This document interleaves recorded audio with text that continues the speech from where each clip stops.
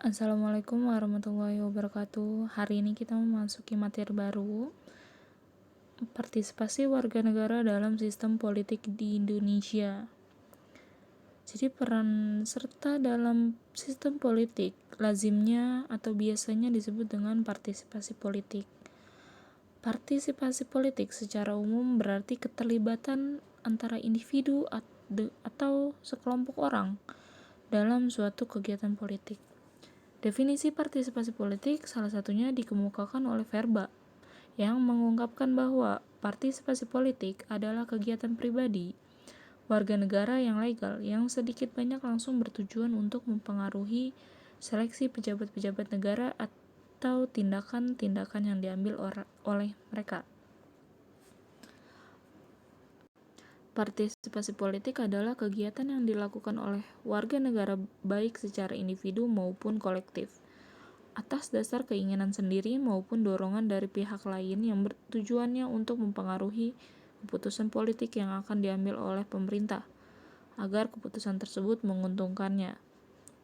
Kegiatan politik yang tercakup dalam konsep partisipasi politik mempunyai bermacam-macam bentuk dan intensitas.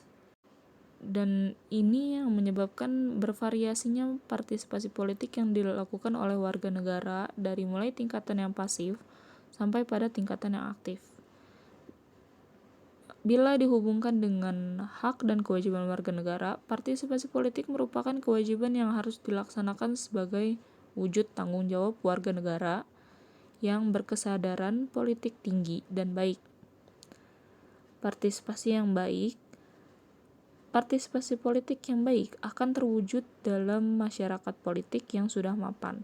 Jadi suatu komunitas masyarakat dapat disebut masyarakat politik jika masyarakat tersebut telah memiliki ciri-ciri sebagai berikut.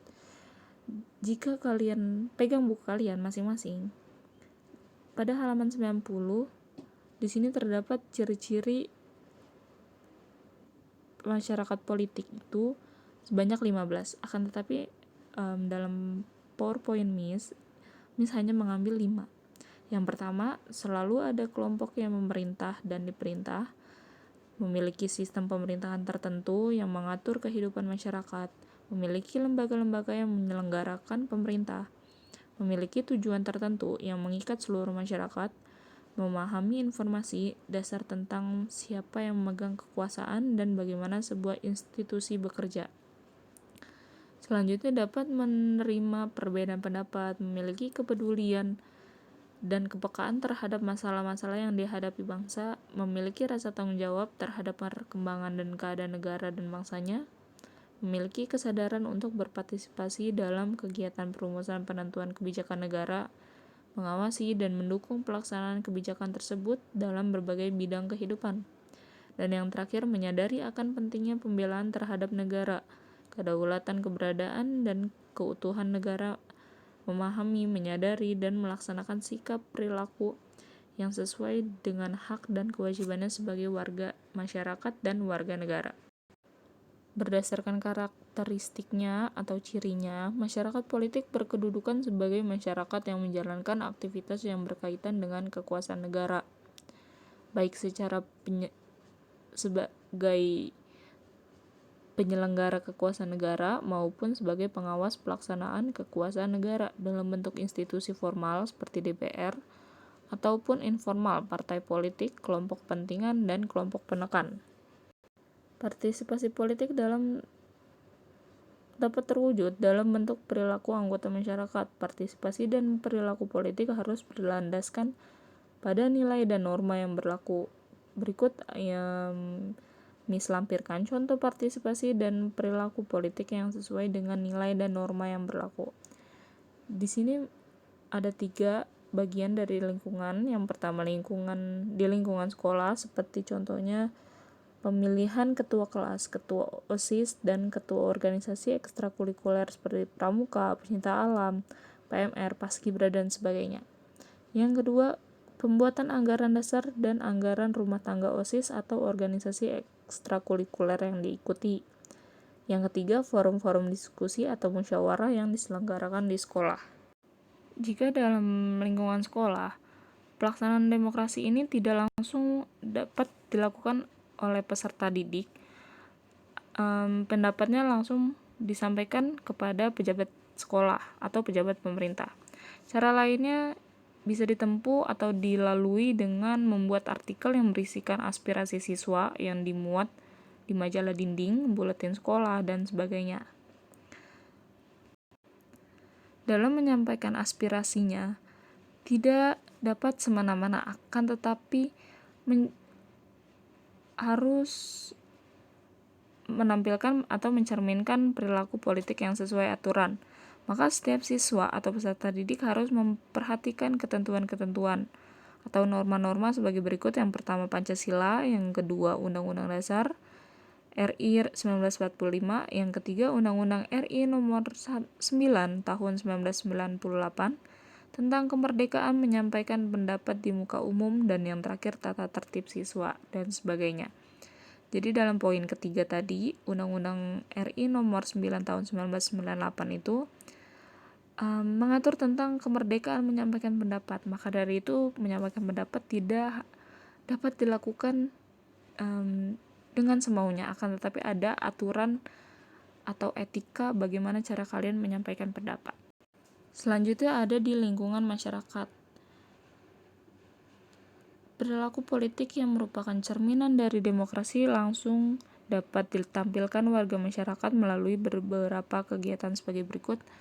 Yang pertama, forum warga atau diskusi bersama warga sekitar. Yang kedua, pemilihan ketua RT, RW, kepala desa, ketua organisasi masyarakat, dan sebagainya.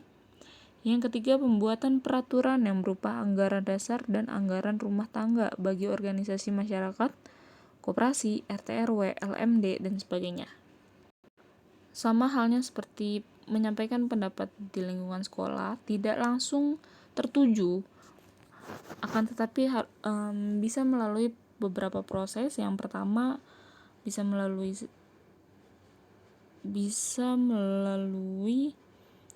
media massa atau melalui lembaga perwakilan rakyat.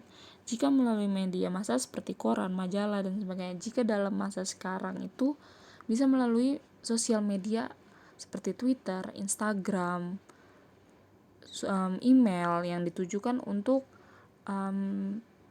lembaga-lembaga tersebut. Dan juga dalam pelaksanaan perilaku politik tersebut sesuai dengan aturan, seperti halnya di lingkungan sekolah. Yang pertama Pancasila dan Undang-Undang RI, yang kedua peraturan perundang-undangan yang terkait, misalnya Undang-Undang HAM, Undang-Undang Partai Politik, dan sebagainya.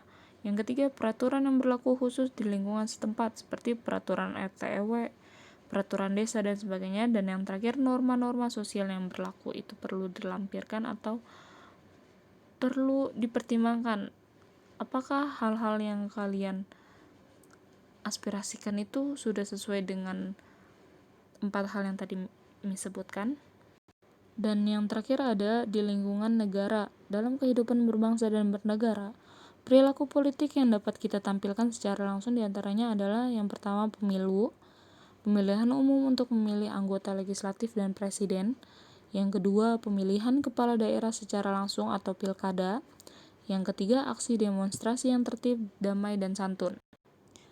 Sama halnya dengan tadi sebelumnya, dengan di lingkungan sekolah dan masyarakat, perilaku politik yang tidak langsung dapat diwujudkan melalui penyampaian aspirasi pada lembaga perwakilan rakyat, partai politik, organisasi masyarakat, dan media massa. Supaya perilaku yang ditampilkan mencerminkan perilaku politik yang sesuai aturan, maka harus menaati ketentuan-ketentuan dan norma-norma sebagai berikut. Yang pertama pasti adalah Pancasila, yang kedua Undang-Undang Negara Republik Indonesia, yang ketiga undang-undang yang terkait seperti Undang-Undang nomor 8 tahun 2015 tentang perubahan atas Undang-Undang nomor 1 tahun 2015 tentang penetapan peraturan pemerintah pengganti Undang-Undang nomor 1 tahun 2014 tentang pemilihan gubernur, bupati, dan wali kota menjadi Undang-Undang RI nomor 2 tahun 2011 tentang perubahan atas Undang-Undang nomor 2 tahun 2008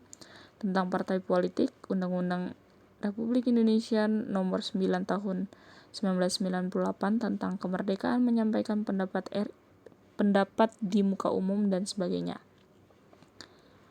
keempat peraturan pemerintah, kelima keputusan presiden, dan yang terakhir peraturan daerah.